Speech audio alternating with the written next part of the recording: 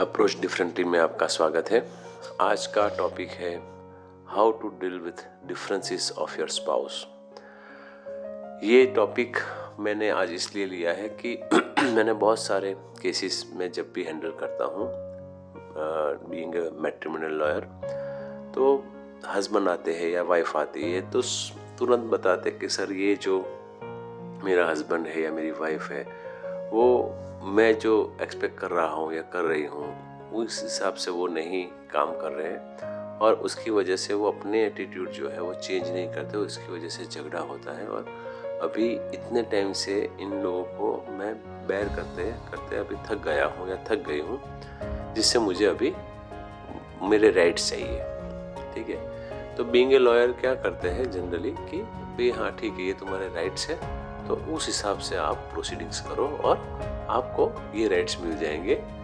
फिर matter court में पहुंच जाती है। कोर्ट वाले जो भी जजेस है या जो भी एनवायरनमेंट मिलता है उसमें वो ज़्यादा प्रोवोक होते हैं और ईगो में वो कन्वर्ट हो जाता है और फिर वो इतने साल तक वो लोग कोर्ट में चले जाते हैं जिससे उनकी खुद की लाइफ, उनके बच्चों की लाइफ, पेरेंट्स की लाइफ, सबकी लाइफ बहुत मिजरेबल हो जाती है। तो ये सिस्टम मैंने पूरी देखी मेरी थ्रू आउट करियर में। तो मुझे एक एनालिसिस हुआ कि ये बहुत छोटा सा पॉइंट है डिफरेंसेस, ठीक है, कि हस्बैंड एंड वाइफ जब भी मैरिज करते हैं तो उनके बीच में दोनों अलग अलग बैकग्राउंड से आते हैं। ठीक है, तो उन लोगों को क्या होता है कि भाई मैं जो बैकग्राउंड से आया हूँ या आई हूँ उस हिसाब से मुझे सामने वाले को चेंज करना है, या वो एक्सपेक्टेशन ऐसा रखते हैं कि भाई इतना वो सामने वाला करे। ठीक है, तो वो लोग ऐसा नहीं है कि उनको चेंज कर, उनको पता भी नहीं होता है कई बार कि वो लोग सामने वाले को चेंज कर रहे हैं और सामने वाले को ऐसा लगता है कि ये लोग डोमिनेट कर रहे हैं। तो ये जो मिसअंडरस्टैंडिंग है, अगर आपने पहचान लिया, ठीक है, तो बहुत सारे डिफरेंसेस आप लोगों के बीच में कम हो जाएंगे। तो ये डिफरेंसेस कैसे क्रिएट होते हैं अगर वो जान ले तो उसको डील करने में थोड़ी आसानी हो जाएगी। तो डिफरेंसेस जो क्रिएट होते हैं वो from the very beginning, childhood से ये डिफरेंसेस आ जाते हैं। कैसे आते हैं कि हम लोग जब बर्थ लेते हैं तो हम हमारे पेरेंट्स के अगर सिंगल चाइल्ड हैं या हमारे दूसरे भी भाई बहन हैं तो उस हिसाब से हमें वहाँ से एनवायरनमेंट मिलता है शुरू के सालों में। उसके बाद हम स्कूल में जाते हैं, कॉलेज में जाते हैं, हमें अच्छे लोग मिलते हैं, गलत लोग मिलते हैं और उसकी वजह से हम धीरे धीरे अपना माइंडसेट बनाना शुरू कर देते हैं और लाइफ में एक थियरी डेवलप कर लेते हैं कि भाई अगर मेरी लाइफ में ऐसे लोग आ गए, ऐसी सिचुएशन आ गई तो मुझे इस पैटर्न में बिहेव करना है, अगर ऐसे लोग आ गए तो मुझे इस पैटर्न में बिहेव करना है। तो वहाँ से हमने हमारा पूरा पैटर्न लाइफ का जीने का बना लिया। उसके बाद जब हम शादी के जैसे क्वालिफाई हो जाते हैं, शादी करने के लिए क्वालिफाई हो जाते हैं, शादी कर लेते हैं, तो उस टाइम पे क्या होता है कि हमारा दो चीज़ उसमें बाहर आती है। एक तो हमारा एक्सपेक्टेशन रहता है, फुल ऑफ एक्सपेक्टेशन रहता है कि मेरा जो लाइफ पार्टनर होगा वो इस हिसाब से उसके साथ में रहूँगा या रहूँगी और वो मेरे फैमिली को मुझे इस हिसाब से रखेगा। तो यहाँ पे दो चीज़ हो गई कि एक्सपेक्टेशन हो जाती है और आपका खुद का एक थॉट प्रोसेस होता है कि how to deal the situation. यहाँ पे कन्फ्लिक्ट कहाँ होता है कि जब दोनों एक्सपेक्टेशन रखते हैं और दोनों अपने अपने को चेंज नहीं करते हैं, सामने वाले को चेंज करने की एक्सपेक्टेशन रखते हैं, जिससे कन्फ्लिक्ट स्टार्ट हो जाता है। तो धीरे धीरे क्या होता है कि उसमें पेरेंट्स हैं और सराउंडिंग सर्कमस्टेंसेस है वो भी बहुत ज़्यादा रोल प्ले करते हैं। कोई ऐसा समझाने वाला उस टाइम पे नहीं होता है कि भाई आप दोनों जो भी सोच रहे हो वो आप लोगों की खुद की अपब्रिंगिंग है जिसकी वजह से आप ऐसे हो, और सामने वाला भी अलग अपब्रिंगिंग में से आया है तो उसको भी थोड़ा टाइम दो एडजस्ट होने में। तो ये चीज़ें बहुत कम लोग समझ जाते हैं। अगर जो लोग समझ जाते हैं उनकी मैरिज लाइफ बच जाती है। जो नहीं समझते वो लोग फिर कोर्ट में चले आते हैं। तो यहाँ पे मैं खाली ये वीडियो के थ्रू आप लोगों को ये समझाना चाहता हूँ कि जब भी डिफरेंसेस हो तो ये पूरी प्रोसेस एक बार आप समझ लो, या कोई काउंसलर है या कोई मिडिल पर्सन है, मीडिएटर है, कोई अंडरस्टैंडिंग वाला पर्सन है, उसके पास चले जाओ जो न्यूट्रल हो। अगर मान लो कि आप ऐसे लोगों के पास चले गए जो न्यूट्रल नहीं है तो आपको और भड़का देंगे। तो ये मिसअंडरस्टैंडिंग जो आप लोगों के बीच में क्रिएट हो गई, ठीक है, तो उसको कैसे हम हैंडल करें। जैसे मान लो कि हस्बैंड है आपके और वो बहुत इन्फ्लुएंस में आपके इन लॉज के, ठीक है, आप वाइफ हो और वो लोग बोल रहे हैं वही आपको करना है, तो आपको आपके हस्बैंड को कॉन्फिडेंस में लेके उसको याद करवाना है कि भाई हमने शुरू के साल में या बिफोर मैरिज एंगेजमेंट के टाइम पे बहुत अच्छा एक समय पास किया था।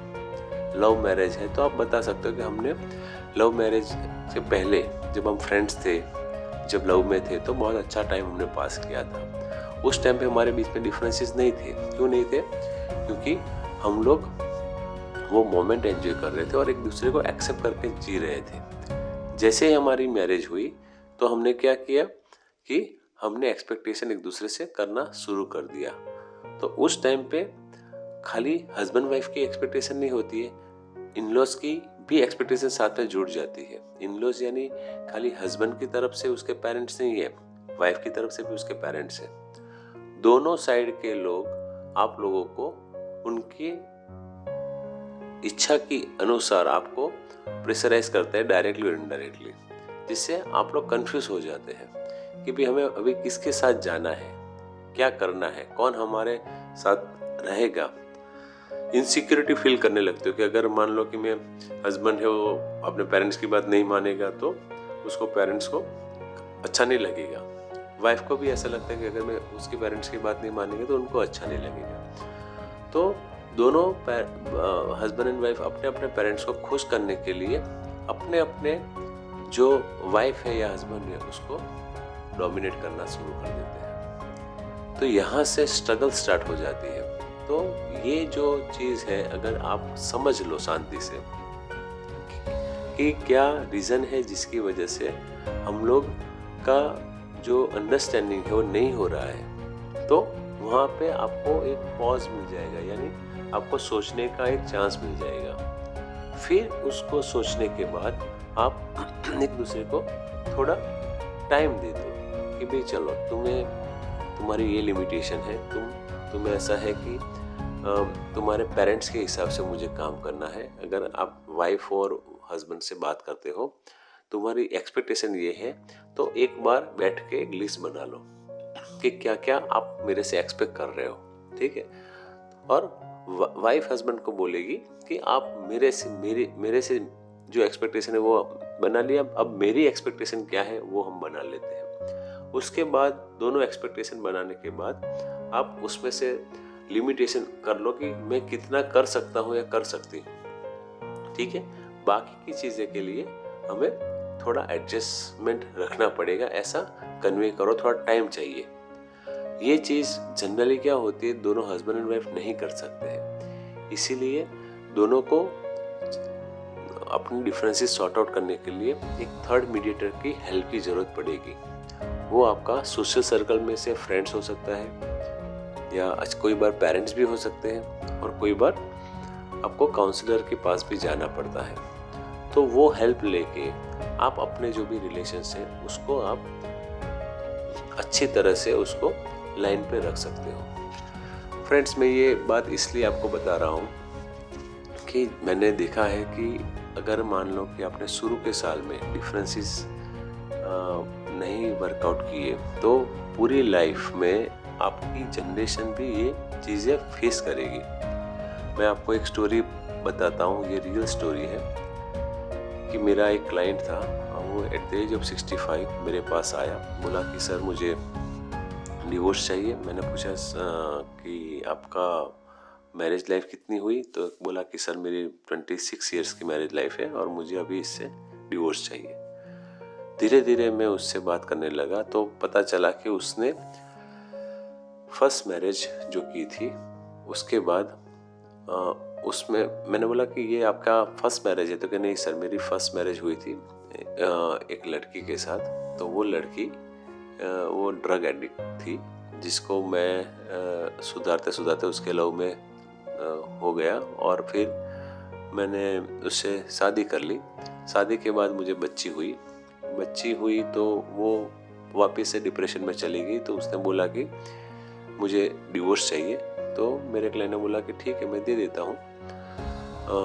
वो बच्ची को संभाल नहीं पाई तो डिवोर्स ले लिया और फिर बच्ची को लेके उसने सेकंड मैरिज के लिए सोचा कि भाई सेकंड मैरिज करूँगा तो बच्ची को रखने वाली उसको मदर मिल जाएगी। वो सोच के उसने सेकंड मैरिज किया। सेकंड मैरिज करने के बाद 1 साल भी नहीं हुआ था, लेकिन वो जो सेकंड मैरिज में जो वाइफ आई थी उसने बोला कि भाई मेरी एक्सपेक्टेशन थोड़ी अलग है, मैं बच्ची को नहीं रख पाऊंगी। तो उससे भी उसने मेरे क्लाइंट ने डिवोर्स ले लिया। फिर उसने थर्ड मैरिज किया। ये थर्ड मैरिज जब उसने किया तब उसको लगा कि भाई बच्ची को कोई रखेगा नहीं, तो बच्ची को उसने हॉस्टल में रख दिया। और फिर थर्ड मैरिज करने के बाद उससे 2 बच्चे हुए। ठीक है, तो वो जो थर्ड मैरिज किया तो अभी जो मेरा क्लाइंट था वो भी बहुत प्रेशर में था कि अभी तीसरी वाइफ भी चली जाएगी तो वो सोशल सर्कल में से बाहर निकल जाएगा, उसका भी कोई रहेगा नहीं सोशल सर्कल।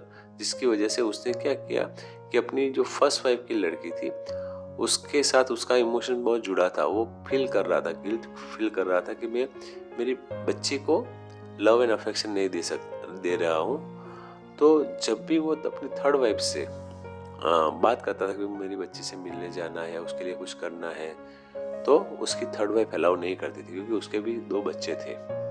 वो भी अपनी जगह पे सही थी कि भाई अभी आप मेरे बच्चों को और मुझे ध्यान रखो। तो यहाँ पे क्या हो जाता था कि वाइफ जो थी उसकी थर्ड वाइफ वो उसको अपनी तरफ खींचती थी और ये हस्बैंड था वो अपनी फर्स्ट वाइफ की बच्ची की तरफ जुड़ा रहता था। धीरे धीरे क्या हो गया कि ये उसकी थर्ड वाइफ उस पर डाउट करने लगी। उन लोगों की मैरिज लाइफ धीरे धीरे ख़त्म होने लगी। दोनों बच्चे जो उसकी थर्ड वाइफ से थे वो ये स्ट्रगल देखने लगे। ठीक है, उधर फर्स्ट वाइफ की बच्ची तो अकेले ही थी, उसको ये बहुत ज़्यादा नहीं मिल पाता था, तो वो भी स्ट्रगल में थी।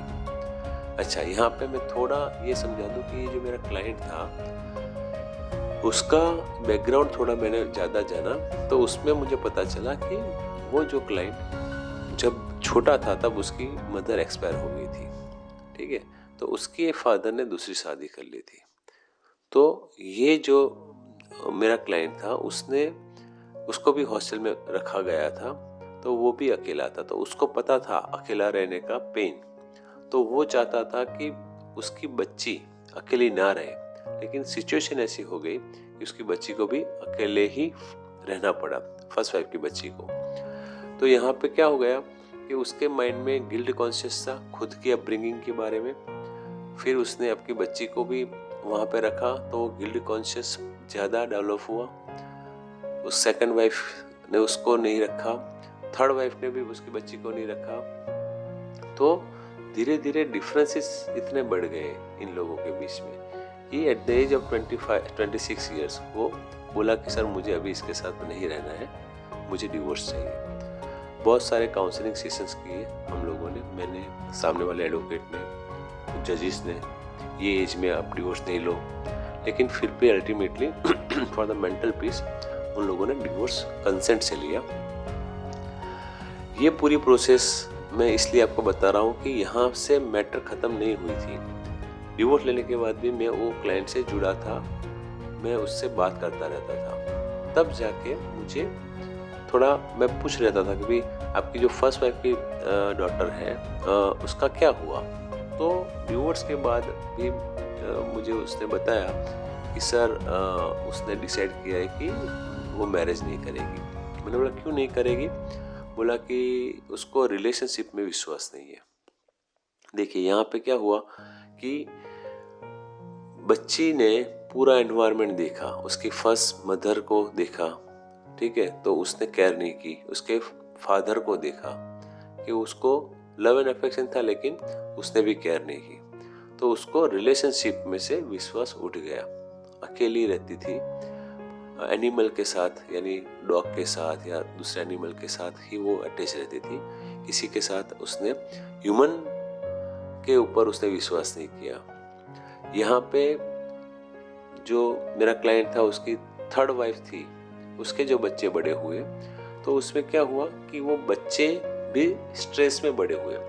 फादर का लव एंड अफेक्शन नहीं मिला मदर का मिल रहा था, लेकिन मदर भी पूरे टाइम हस्बैंड से झगड़ रही थी। तो जिसका इम्प्रेशन क्या हुआ कि ये दोनों बच्चे बड़े तो हुए, उसको फैसिलिटीज भी मिली, लेकिन जब थर्ड वाइफ की बच्ची की शादी हुई तो वो शादी बहुत लंबी नहीं चली, उसका भी डिवोर्स हो गया।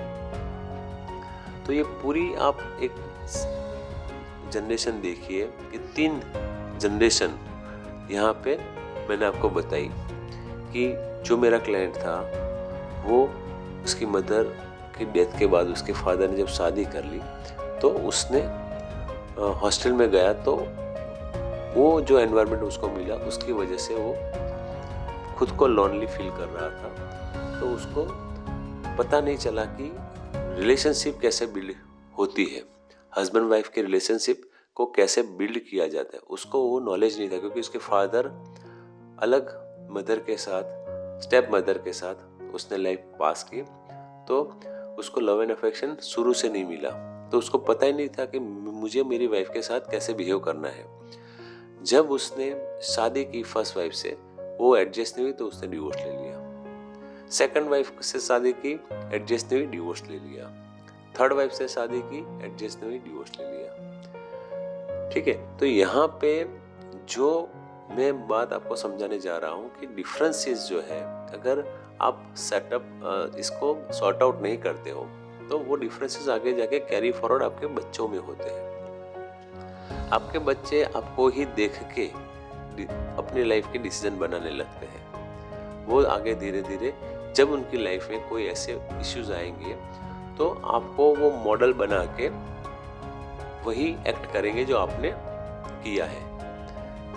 ये स्टोरी में भी जो मेरे क्लाइंट थे उसकी फर्स्ट वाइफ की बच्ची ने क्या किया वो बताया। सेकंड वाइफ तो रही नहीं, थर्ड वाइफ की बच्ची थी, उसकी भी शादी, उसकी भी डिवोर्स हो गई।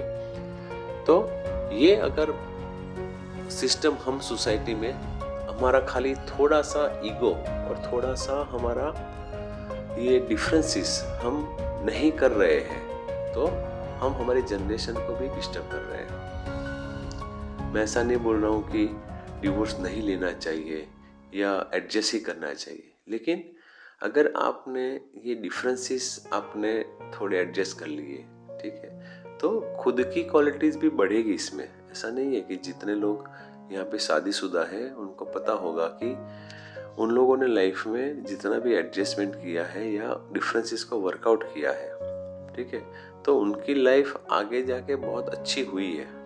और जिन लोगों ने डिफरेंसेस को वर्कआउट नहीं किया है तो उन लोगों ने वो भी अच्छे लाइफ में गए हैं, लेकिन शायद मान लो कि वो प्रोफेशनली सक्सेस है लेकिन वो अलोन है, उनको अभी कहीं ना कहीं वो कुछ ना कुछ लाइफ में मिस कर रहे हैं। तो आपको खाली ये सोचना है कि मुझे मेरे लाइफ में क्या चेंज लाना है। सामने वाले का अगर ये अप्रोच है, ये एटीट्यूड है, ठीक है, तो उनके साथ मुझे बैठ के बात करनी है कि भी मेरा ये अप्रोच है, मुझे इसमें ये अप्रोच आप जो एक्सपेक्ट कर रहे हो वो सुधारने के लिए, चेंज लाने के लिए थोड़ा टाइम चाहिए, और आप भी थोड़ा टाइम लो, मैं जो हूँ मुझे एक्सेप्ट करो।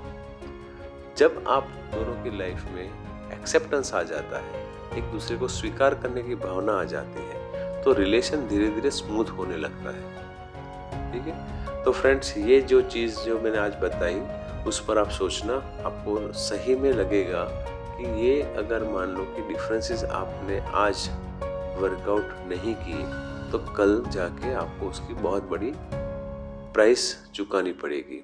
बच्चे जो कल का भविष्य है, आज पूरा ये सोशल मीडिया पे वो लोग एक्टिव है, इन्वॉल्व हो गए हैं। अगर हमने ये जो आपका जो टाइम है नहीं दिया तो वो लोग गलत जगह पे भी जा सकते हैं। तो आपके डिफरेंसेस अगर आपने सॉर्ट आउट कर लिए तो आप बच्चों पर ध्यान दे सकते हो। ठीक है, तो ये आपका जो मैंने डिफरेंसेस के जो टॉपिक को आपको समझाया, उस पर अगर आपकी कोई कमेंट है, सजेशंस है, तो ज़रूर से मुझे कमेंट बॉक्स में लिखना। अगर दूसरे कोई टॉपिक्स आपके क्वेश्चन है, सजेशन है, तो मुझे बताना, तो I will definitely make video on that topic. Thank you very much.